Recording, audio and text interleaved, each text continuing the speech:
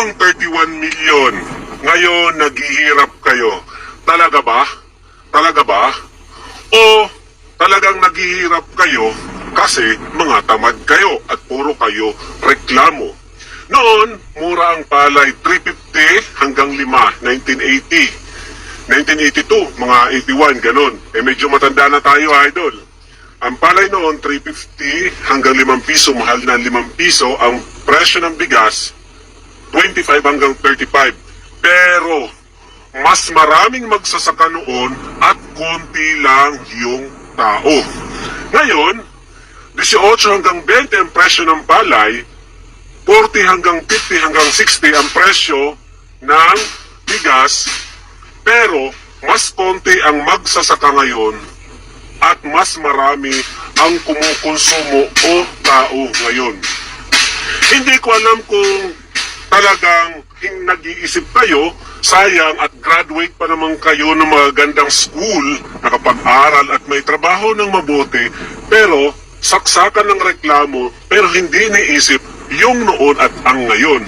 Ngayon, kunti na nga lang magsasaka, kunti na lang nagtatanim, nagbago pa ang klima, mas maraming bagyo, mas maraming insekto, mga binging maya, kagaya nyo, problema ng magsasaka. Ang laki ng obligasyon naming mga magsasaka. Pero kayo, ang obligasyon nyo lang, magtrabaho at makabili ng pagkain. Kasi nakapag-aral naman kayo. Kumusta naman ang mga magsasaka?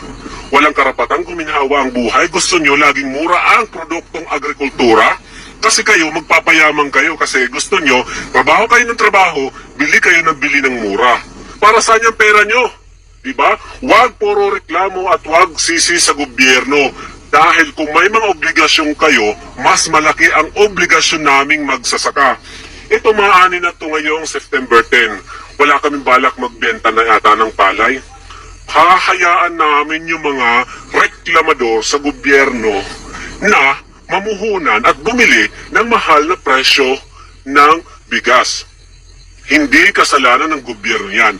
Kasalanan yung mga reklamador yan, di ba? Wala kayong ginawa kundi mag-post sa social media na kasalanan ng presidente yan na budol kayo. Diba? Dahil pinangako ng presidente na bababa ang presyo ng bigas. Uy! Walang ipinangako.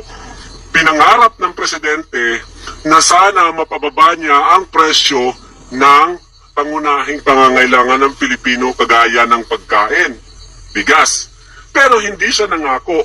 Kasi nga, wala kayong ginawa kundi makinig ng mga negative side na nakapag-aral naman kayo, mga reklamador. Diba?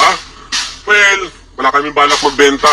Kahit malapit na itong mag-ani, hahayaan namin na magreklamo kayo ng magreklamo, total hindi naman kayo marunong magpasalamat.